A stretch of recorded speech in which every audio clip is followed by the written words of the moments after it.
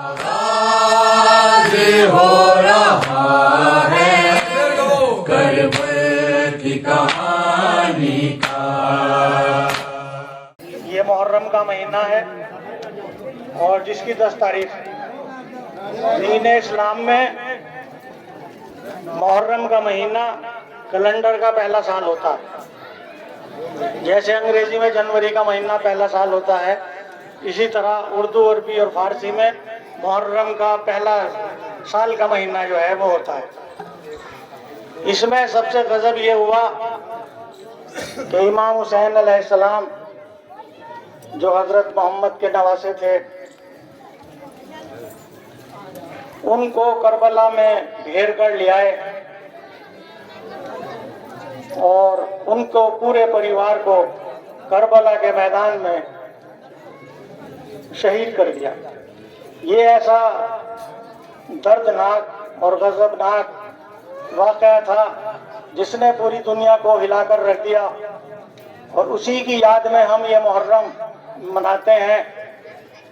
और जहाँ जहाँ भी उनके मानने वाले हैं, जिस देश में भी मुस्लिम्स रहते हैं और गैर मुस्लिम्स रहते हैं, जो उनके बारे में जानते हैं वो उनका गम मनाते हैं।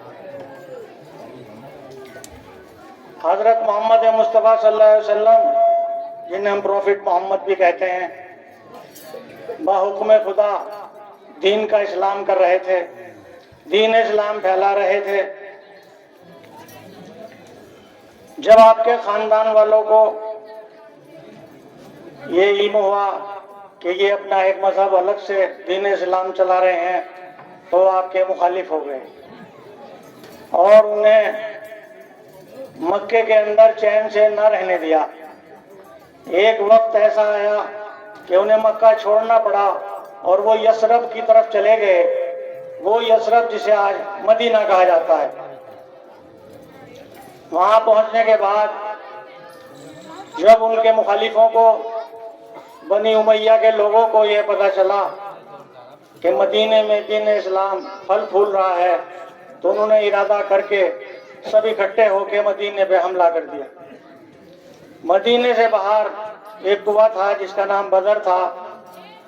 आप मदीने से बाहर निकले चंद अपने आदमियों को लेकर, और उन्होंने उनसे मुकाबला किया। उस मुकाबले में उनके मुखालिफिन के 70 या 75 आदमी काम आ गए, और हजरत मोहम्मद मुस्तफ़ा सल्लल्लाहु अलैहि वसल्लम के सगे चचेदार भाई हजरत उबैदा की कुर्बानी हजरत मोहम्मद को देनी पड़ी। जब ये पूरी खबर अरब में फैली तो कोहराम मच गया, काफी लोग मारे गए थे। तो बदला लेने के लिए इन लोगों ने फिर तैयारी की, और तैयारी के बाद फिर दोबारा इन्होंने चढ़ाई की। लेकिन यह ओहद का एक मैदान था, उसमें जंग, उस मैदान में रसूल खुदा को अपने सगे चचा हजरत हमजा की कुर्बानी देनी पड़ी। यह सिलसिला कभी जंगे खंदक, कभी जी खैबर में चलता रहा।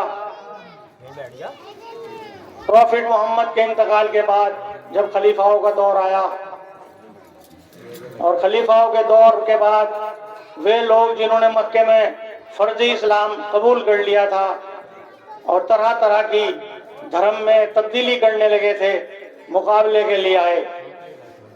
उनका एक बादशाह जिसका नाम यजीद था, तख्ते नशीन हुआ, और तख्ते नशीन होने के बाद उसने ये ऐलान किया, अपने गवर्नर पे खत लिखे उसने कि इमाम हुसैन से जाकर कहो कि मेरी बैत करें और मेरी अधीनता स्वीकार करें। अगर मेरी अधीनता स्वीकार ना करें तो उनका सर काट के मेरे पास शाम भेज दिया जाए, जिसकी राजधानी दमिश्क थी। इमाम हुसैन ने कहा कि देखो, मैं तुम जैसे की बैत नहीं कर सकता। जो मेरा दीन है, जो मेरा इस्लाम है, उससे मैं पीछे नहीं हट सकता। हालत ये पहुंची कि जब ज्यादा इजहार किया गया कि हम आपको मार डालेंगे, तो उन्होंने इनकार किया। इनकार का नतीजा ये निकला कि उन्होंने कहा कि वली, तू कुछ भी कर ले, मेरे बच्चों को मार डाल, मेरे परिवार को मार डाल, मैं हरगिज हरगिज बैत न करूंगा। इसमें हजारों साल की हजारों साल की दास्तान छिपी हुई थी। इमाम हुसैन अलैहिस्सलाम ने कहा कि देखो, अगर हजरत इब्राहिम खलीलुल्लाह अल्लाह के दोस्त ने नमरूद की बैत की होती, हजरत मूसा अलैहिस्सलाम ने फिरौन की बैत की होती, हजरत ईसा मसीह अलैहिस्सलाम ने कुफ्फार के मुताबिक माना होता, तो आज मैं भी बैत कर लेता। हरगिज़ हरगिज़ इनकार कर दिया और वो बहुत तेजी से उन्होंने मदीना छोड़ा। 28 रजब को आप बहुत तेजी के साथ मदीने से निकले। मैं अपने बच्चों और अहबाब के, औरतों के, मर्दों को सबको साथ लेकर घोड़ों और ऊंटों से अपना सफर उन्होंने किया। यहाँ तक कि वो मक्का में आए, चाहते थे कि मैं हज करूं, लेकिन पीछे उनके एक फौज रवाना हो गई कि हुसैन जहां भी मिले उनका सर उतार दो। तो आपने हज न किया और 3 दिन पहले हज को उम्रे में बदल दिया और उम्रा करके बहुत तेजी से जो है वो आगे बढ़ गए। लेकिन जो फौज का लश्कर जो मक्के में पहुंच चुका था वो फिर उनके पीछे रवाना हो गया। यहाँ तक कि उसका एक सेनापति जिसका नाम हुर था, उसने इमाम हुसैन को रास्ते में जो है रोक लिया। तो उन्होंने कहा, इमाम हुसैन ने कि भाई मेरा रास्ता तुम क्यों रोक रहे हो? उन्होंने कहा कि बैत करो, अधीनता स्वीकार करो। कि उन्होंने कहा कि नहीं, मैं मदीना ही छोड़ रहा हूँ और मुझे हिंद जाने की इजाजत दे दो। वो भारत आना चाहते थे और हिंद जाने में तुम्हें कोई तकलीफ, तुम्हें कोई दिक्कत जो है वो नहीं होगी। उन्होंने कहा जहां भी जाना है पहले बैत करो और अधीनता स्वीकार करो। कि नहीं, ये नामुमकिन है, ऐसा नहीं हो सकता। तो हुर उनको, और जो और बाकी फौज आ गई थी जिसकी तादाद 60-62 हजार हो गई थी, और ये 72 लोग थे जिनमें बच्चे भी थे, बड़े भी थे और बूढ़े भी थे। तो इनको करबला के तपते रेगिस्तान में जो है वो खींच लाए। दरिया के किनारे उनके खेमे लगा दिए गए। मुहर्रम की 7 तारीख आई, उन्होंने इनकार किया कि यहाँ से अपने खेमे जो है वो उठा लें, और उन्हें वहां से कई किलोमीटर दूर दरिया से दूर कर दिया और पानी जो है वो बिल्कुल बंद कर दिया गया। पानी बंद होने पे चारों तरफ हाहाकार मच गया।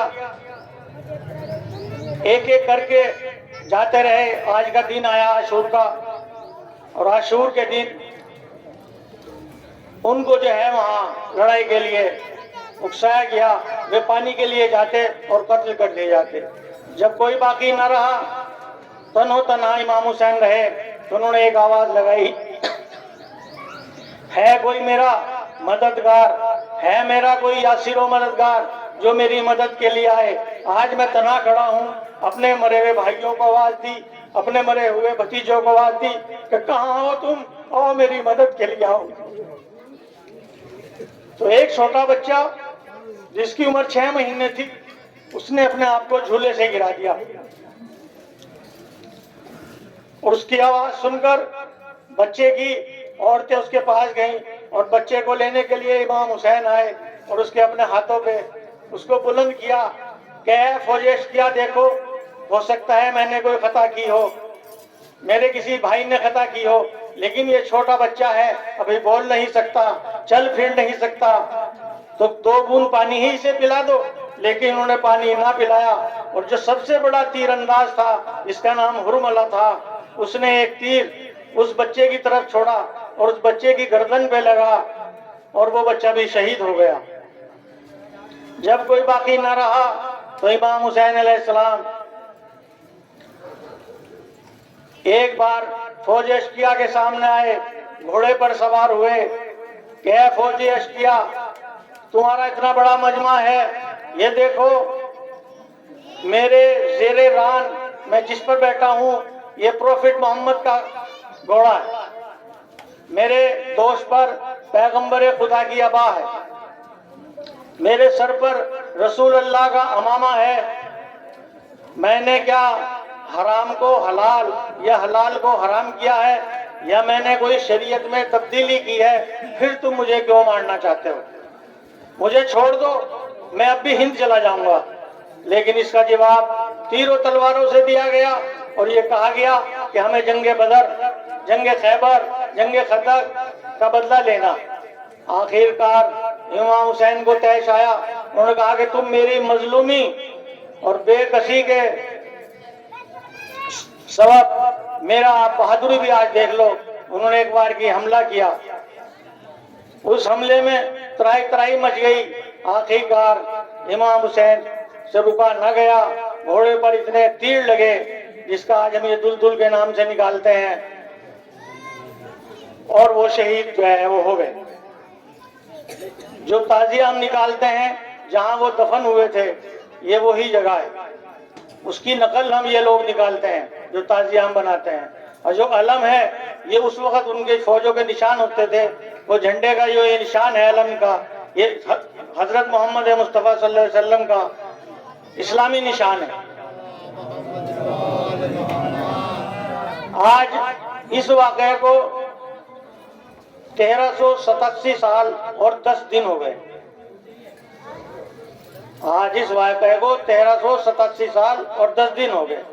जब से आज तक पूरी दुनिया में उनका एक गम जो है वो मनाया जाता है, बहुत बड़े पैमाने पे खर्चा करते हैं, और ता क़यामत तक इमाम हुसैन अलैहिस्सलाम का ये पूरी दुनिया में गम जो है वो मनाता रहेगा। या हुसैन लब्बैक या हुसैन, लब्बैक या हुसैन, लब्बैक या हुसैन, लब्बैक या हुसैन, लब्बैक या हुसैन, लब्बैक या हुसैन, नारे हैदरी,